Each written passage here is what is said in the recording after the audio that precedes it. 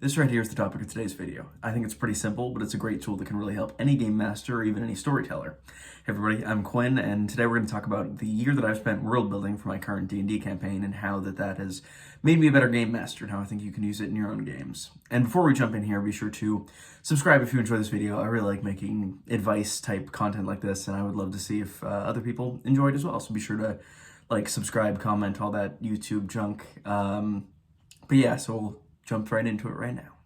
So around this time last year in early February when I realized that my campaign was coming to a close. The players were all around level 14 and they had already started the wheels in motion of what would eventually become the big climactic ending to the campaign. The things had already been kind of decided earlier in the campaign, and their choices that they made then had led to what would become the final boss.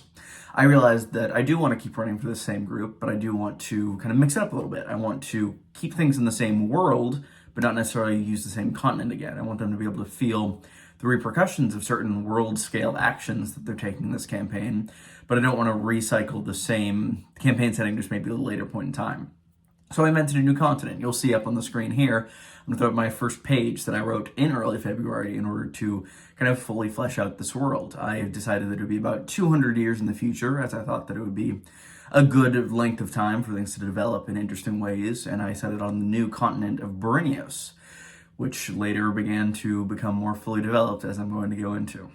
Filling in a notebook like this does wonders for the amount of information you have on hand as a dungeon master, but its greatest effect is something that is easy to overlook. It does wonders for giving your world verisimilitude. Players have a tendency to buy in much more if they believe in the world as you're laying it out for them. And by having this wealth of information that you have access to and they have access to elements to for backstories and for their prior knowledge and other things, it makes it seem as if it's a living, breathing world that would exist whether or not they would exist in it. And I think that idea that their consequences would have their actions would have consequences on this living, breathing world, it really increases player buy-in and makes them more interested in the campaign as a whole. And this is a lot of preparedness by any means. This is a not very small book. You don't by any means have to have any amount like this. Just having any information or background on hand that your players would need, or just anything you think your players would ask about, can be good to just have, in that just having an answer for these things can be great for lending your world credence as an actual thing. And that's all an illusion. That's the thing. This is a game. This world would not exist without its players, and it's important to create that suspension of disbelief that, hey, it might not exist without you guys, but in reality it does. It's an interesting kind of give and take there. And you really have to balance between those two things. But I think that having that verisimilitude really allows players to get into character and get more into depth with creating backstories or feeling connected to elements of the world in itself. And I think that's what is really good in a lot of really publicized campaigns that have been seen. I think that a lot of stream campaigns have really good ongoing worlds that people become invested in, both the players and the people watching. When I began writing this book, I set myself a goal. I was going to fill out 5 pages of this book per week. This is not a goal that I recommend for everybody, and that is not my advice that you should take out of this video. You're going to know yourself and your schedule more than I do. However, I do think it is good to set yourself goals, to allow there to be kind of deadlines that are able to motivate you. At least I think that's what I really get motivated by. However, having those deadlines really allowed me to kind of delve more into elements of the world that I might not have otherwise explored.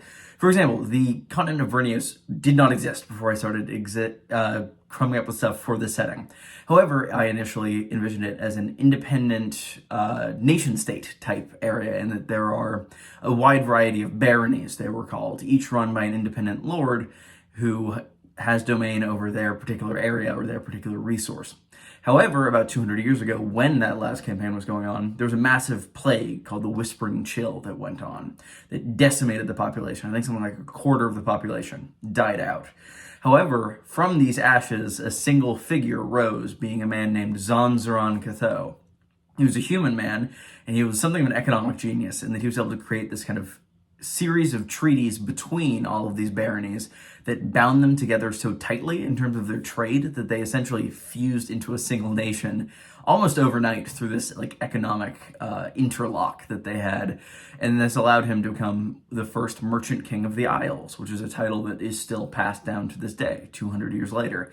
His dynasty has remained in place, and it has greatly influenced the world of Byrneos itself, and it has impact on the players even to this day. And having this history that intelligent players are going to want to delve into and really learn about, because it could inform stuff for the campaign, is really rewarding to be able to supply them with and not have to necessarily come up with off the cuff. Though coming up with it off the cuff can also be quite fun. Now that I had the initial setup done, I began switching between a wide variety of topics. One day I'd flesh out an area in particular, one city and the resources that it possessed and who ruled it. Others, I would flesh out wildlife, anything that is kind of natural in the world, different types of trees, plants, animals that are unique to this setting. Other times I'd do kind of continuation of the king stories on Zoran-Catho's life and times, essentially get an in-depth look on what was going on with him, and knowledge that players might not necessarily have, but could influence elements of the world far down the line with the people he kind of influenced and connected with himself. Particularly through that, I was able to kind of create a more distinct line of rulers from that. And I think that having that to inform the general eras of the world was quite useful, in that in a system like this that is mostly a singular executive who holds all the power, I think that it's important to consider the personality and the traits of the person that holds that power and how that's going to influence the setting as a whole for the period that they rule and even after it.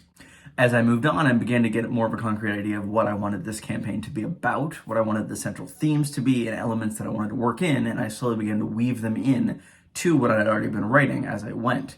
In July, my campaign ended, and I began to work with the players from that campaign to create backstories for their new characters. Because of this, I had a lot of interesting lore to just give them outright.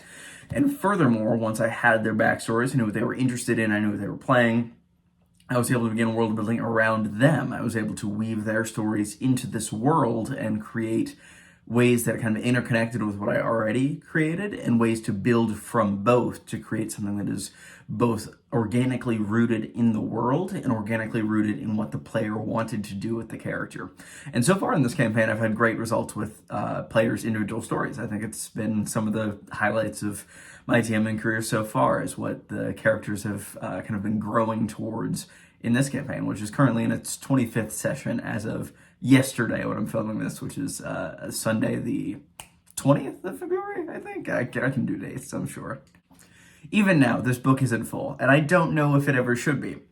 I still have 10 pages left, and I'm not sure exactly what I want to do with those pages. I stopped with the deadline being as strict around when I started school for the semester in August, particularly because my course load this year has been quite a bit, because studying to be a teacher is very fun, but sometimes it's a lot of work, especially right now. But anyway, the point of this is that I'm not sure that you should ever know everything about your world. I think that it's important to leave some wiggle room, because sometimes your players are going to throw out a joke about some plot development that might be a lot more interesting than what you'd initially planned. And maybe it's not that exactly, but maybe it's similar to that. Maybe it's elements of that, but they didn't have all the details right.